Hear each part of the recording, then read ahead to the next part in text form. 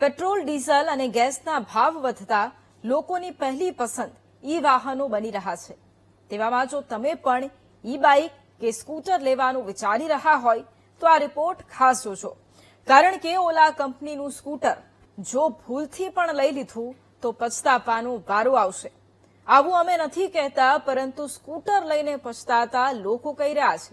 કેમ લોકો આવું કહે છે, આવું જાણીએ।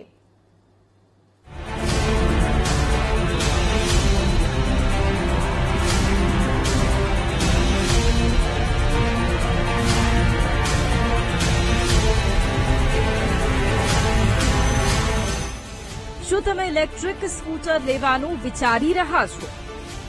શું તમે લાખો રૂપિયા ખર્ચી ઓલા ખરીદવા જઈ રહ્યા છો? જો હા, તો સૌથી પહેલા અમારી ટીવી સ્ક્રીન પરના આ દ્રશ્યો જોઈ લો। આ દ્રશ્યો રાજકોટમાં આવેલા ઓલાના સર્વિસ સ્ટેશનના છે, જ્યાં લાખો રૂપિયાના લોકોએ ખરીદેલા સ્કૂટર ધૂળ ખાઈ રહ્યા છે। તે પણ 1-2 દિવસ કે 1-2 અઠવાડિયાથી નહીં, પરંતુ મહિનાઓથી। કેટલાક સ્કૂટરની હાલત તો અહીં પડ્યા જ ભંગાર બની ગઈ છે। આ હાલત એટલા માટે થઈ છે કારણ કે સ્કૂટરમાં આવતી ટેકનિકલ ખામીઓનો તેમની પાસે કોઈ ઉપાય જ નથી।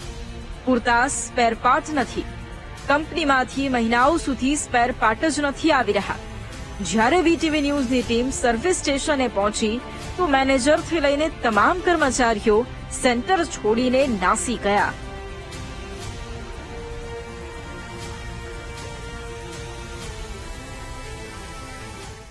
ઓલા ઇલેક્ટ્રિક બાઇકના સર્વિસ સ્ટેશને ઢગલાબંધ બાઇકો પડ્યા છે। આ પોતાના દ્રશ્યો છે રાજકોટના ઓલા ઇલેક્ટ્રિક સર્વિસ સેન્ટર ખાતેના, રાજકોટના ગોંડલ રોડ ઉપર આવેલું છે, કે જ્યાં કોઈ પણ જવાબ દેવા માટે તૈયાર નથી। મેનેજર પણ અત્યારે ભાગી ચૂક્યા છે, કારણ કે જ્યારે મીડિયા પહોંચ્યું, વીટીવી ન્યૂઝની ટીમ પહોંચી, ત્યારે તેઓ શટર બંધ કરીને પેલી પાર નીકળી ચૂક્યા છે।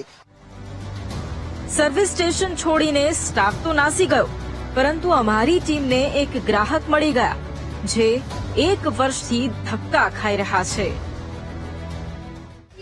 2 વર્ષ ગાડી લીધે છે, 1 વર્ષ તો અહીંયા પડી રહી। ઓલા કંપનીની ગાડી છે, એકદમ બેકારમાં બેકાર। કોઈ જાતની સર્વિસ નથી, કોઈ જાતની મેનેજર નથી, કોઈ અંદર જવાબદારી લેવો વ્યક્તિ નથી।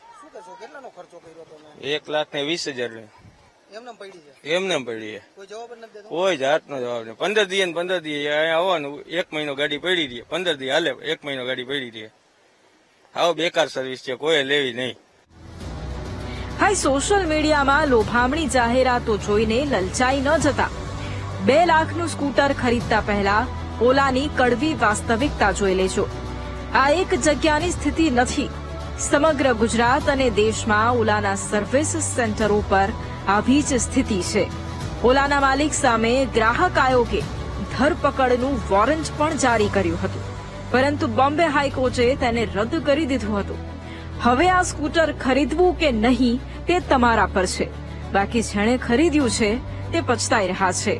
કેમેરામેન જુનેદ જફાઈ સાથે શનિ મૈયર, વીટીવી ન્યૂઝ, રાજકોટ।